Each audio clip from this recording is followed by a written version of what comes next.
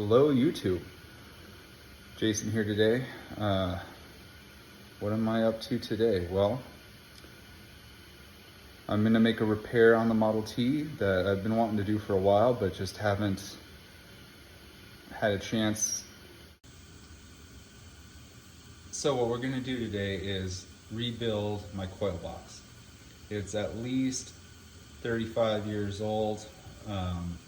It's not giving me any issues yet, but it's one of the few systems in the Model T that I haven't really dug into yet. So I'm looking forward to taking it apart, evaluating its condition, and seeing what we can do to maybe make it run even better.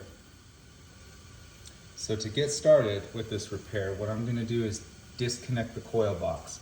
Essentially, just to save some time, I'm not going to show it, but all those wires coming out of the wire loom and the cables running to the spark plugs, I'm going to disconnect those and slide the porcelain off, and the coil box should just slide straight out. Let's see how that goes. So just to give you guys a close-up real quick of what I'm disconnecting. Once those thumb screws come off for the wires to the spark plugs, you've got those little nuts right there. Undo those. The porcelain should just slide right off, allowing you to remove the coil box. Okay, so we have everything taken off and taken apart. To be clear, you don't have to take the porcelain and the bolts and stuff off while it's on your firewall. You can take the whole coil box off with the 4 bolts that secure it to the firewall and then take it apart. This is just how I chose to do it. You can do it. There's multiple ways to skin a cat. So I've got all these old parts. Porcelain can be cleaned up. I think you can, I haven't tried it, but I think you can just take some sandpaper and some OxyClean and scrub that off.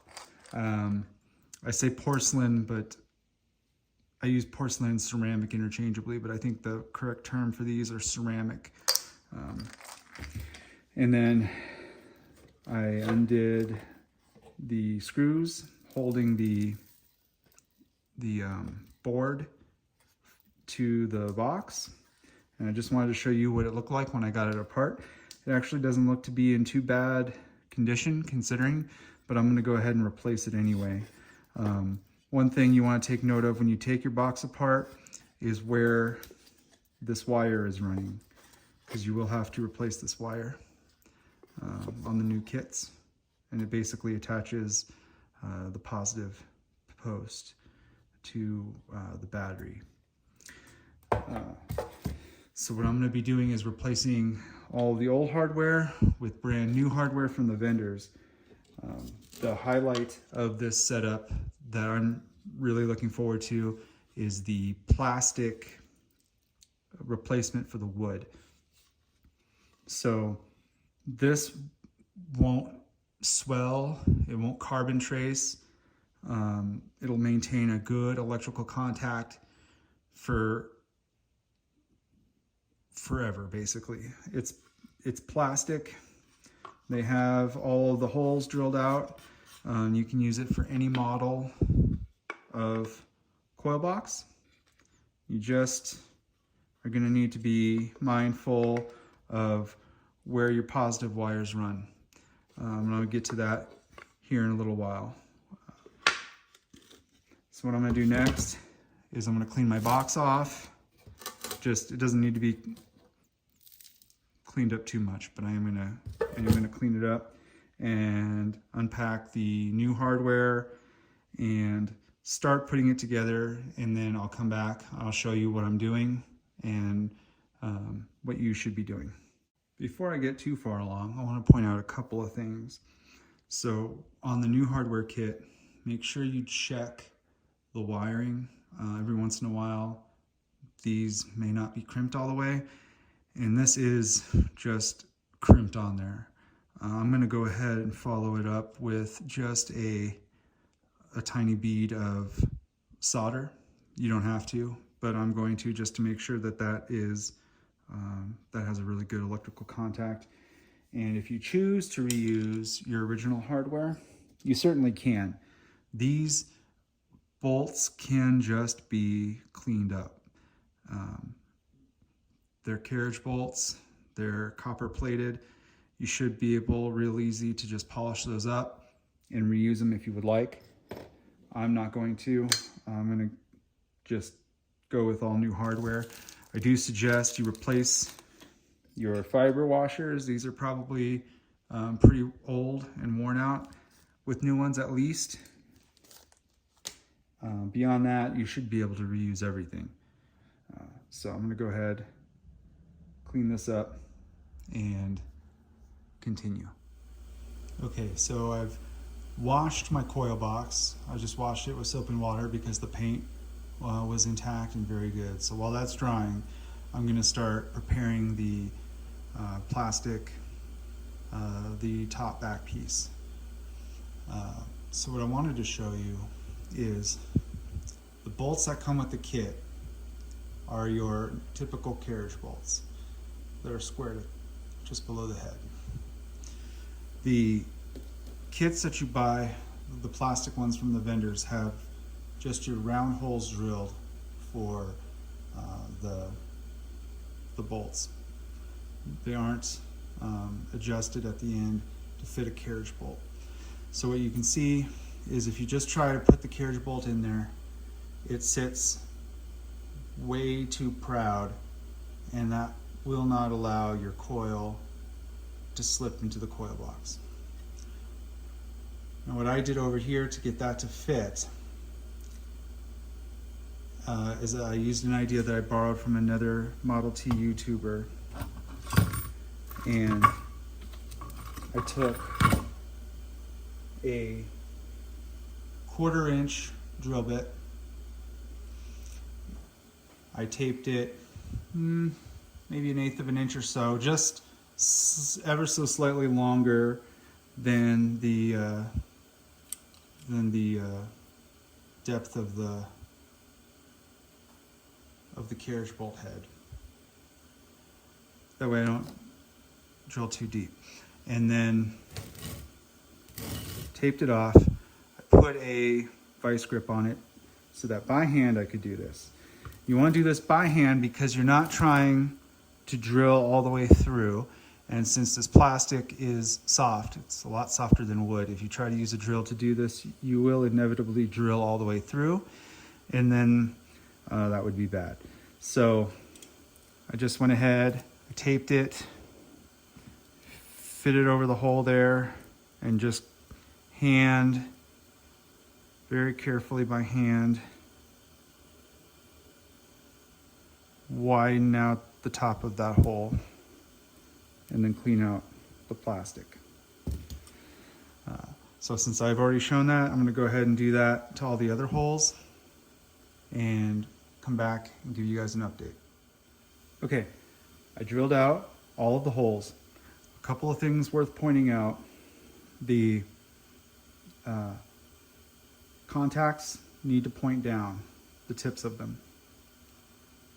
And they act kind of as a spring that pushes up against the backs of the coils. The other thing to notice is that the holes on these, on the contacts are offset. It's not a big deal. They line up perfectly. So if it's impossible to put it in backwards because the holes won't line up. So once you get those in, then we come to the back. I'm going to show you the sequence of events on one of them, and then I'm going to go ahead and do it to the others off camera.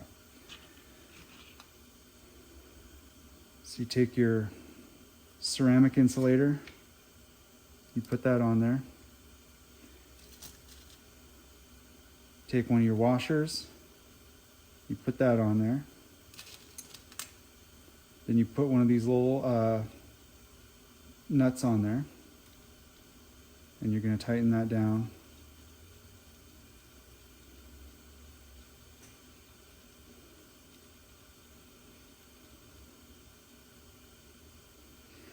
And when you tighten it down, you want it snug, but not too tight. Because if you tighten that up too much, you will crack this porcelain, and that is not what you want. And then you will put your wire onto that post, and then when you finish it off, you'll put your wire there, and then you'll sandwich it between another washer and another nut. I'm not going to tighten those up right on camera here, but that's the routine to go for each of them. The kits come with 20 washers, 20 nuts, and enough porcelain to do them all. So I'm going to go ahead and do that, and then we'll move on to the bottom.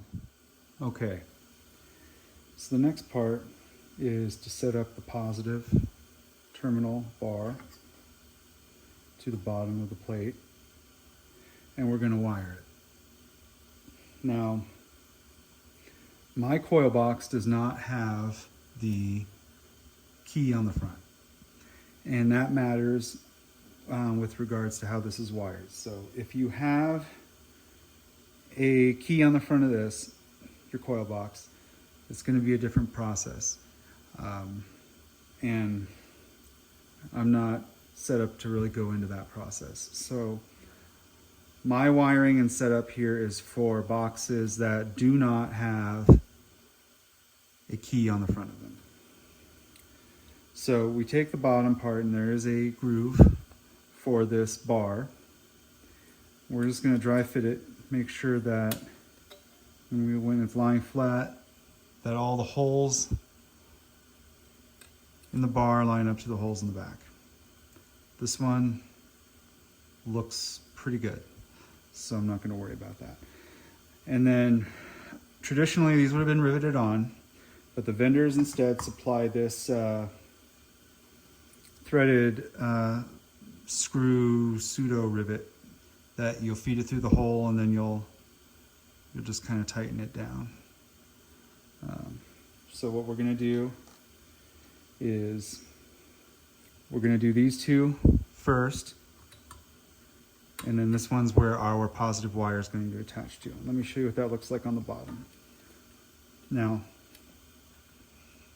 with the notch facing up, you basically have channels here for your wire to feed through. Now, if you have a box without a key, your only concern is this hole on your left. Excuse me, that's going to be where you bolt your positive wire on to the copper bar on top. And then you're going to flex the wire through this channel and out. What I went ahead and did was, since these corners are a little sharp, is I took a file and I just took off the sharpness on the ends of them. What we're going to go ahead and do is screw these top two down. We'll get the third one there started, and then I'm going to go ahead, bolt this wire down, and then it'll feed through the channel like that on out. I'm going to go ahead and do that, and then show you the next step. Okay, so I went ahead and I put the rivets, I firmly secured them on these two. So what you're going to do is you're going to take the more rivety looking part, goes down through the top, comes out through the back, and then you're going to put the washer that they give you and the screw, and you're going to tighten that all down really nice and tight there. It sits a little proud, but it's not a big deal. Now with the end over here, again, with the notch facing up, this is the hole that you will run your positive wire through and affix it to if your coil box does not have a key. So I went ahead and I just snug that down basically finger tight, more or less, so that I can measure the wire. So you get a lot of wire in the kit, and that's because if you have the key, it takes quite a bit of wire because you got a couple of other wires that you got to run. That in this instance, if you don't have a key, you don't have to worry about. So I tightened that down a little bit, snugged it up. I got the wire running out this end. So I'm going to go ahead, I'm going to set it down flush against the box, the top part of the box. And I'm going to pick it up here so I can show you what I'm going to do. So you have this channel on this side right here. And you're going to run the wire up to another carriage bolt that you're going to feed through there. So at this point, what you want to do is just kind of dry fit the wire up to there. And right about here at the top of the wire, you're just going to cut that. And then we'll go ahead and wire that part in next. Okay, so here's where we are. I went ahead, put the wire under the post, tightened it down, ran it around the back.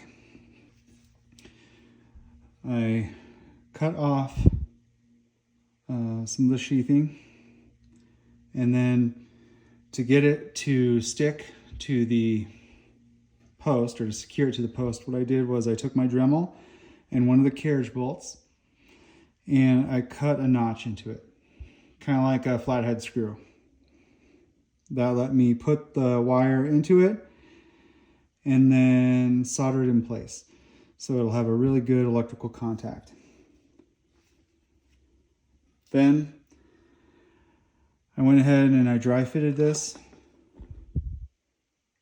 in the box just to make sure everything fit really well and that all the holes for everything lined up, which they do. So now what I'm going to do is I'm going to take some of this GE Advanced Silicone. It's also called Silicone Type 2. It's a non-acidic curing silicone. We use it in amateur radio to hold down wires, and it'll be just fine in this application. So what I'm concerned about and what I'm going to use it for is on the bottom here.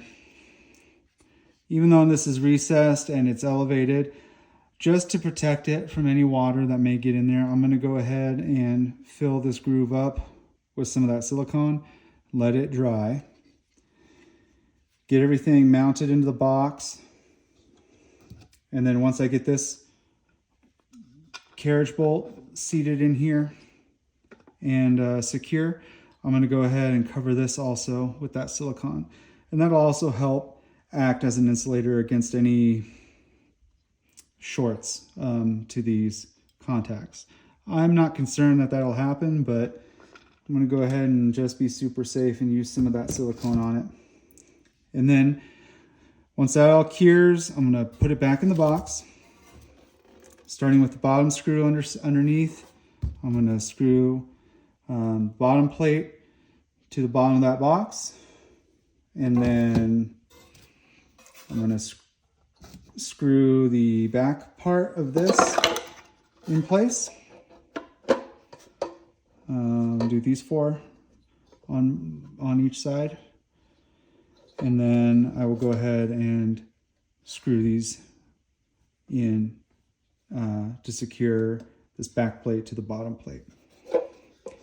Make sure when you seat this in there that this lip on the box fits into this groove on the bottom. It'll seats just like that. Make sure that your box, before you screw it in, is tight to the wood or to the plastic. And get everything screwed in. And we'll go ahead and do that and show you what it looks like. Okay, so we have the coil box all back together. I went ahead, put this bolt or this screw in first, and then I did these 4 on the sides for next, and then I went ahead and did these 2 on the bottom. These 2 already had, and this one down below already had pilot holes started that I was able to follow. These 4 did not. So I lined everything up, pushed the boxes together against the wood, made sure everything was good and tight, and then drilled just a tiny little starter hole that the screws were then able to bite into. Got those in, and everything looks good. Nice, shiny, and new. Ready for the coils. So put the 4 coils in. If you have one of these coil boxes without the key, make sure you put this cross member back in. It's important to keep the stability of the box so that it doesn't distort. So we'll go ahead and put the 4 coils in.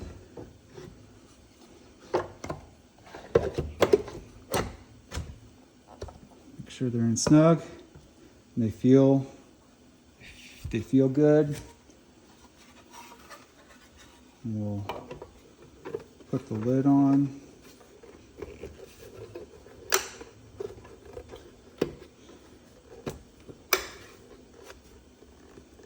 And there you have it. All back together, ready to go back on the firewall. So with that being said, when you go to put it on the firewall, it's really heavy with the coils in it. Take the coils out. Put these through, and then these are the 4 bolts that you undid at the start. You just do those back up, drop the coils back in, wire everything back up. You should be good to go. And that is how you do a coil box without the key on the front. So, happy traveling.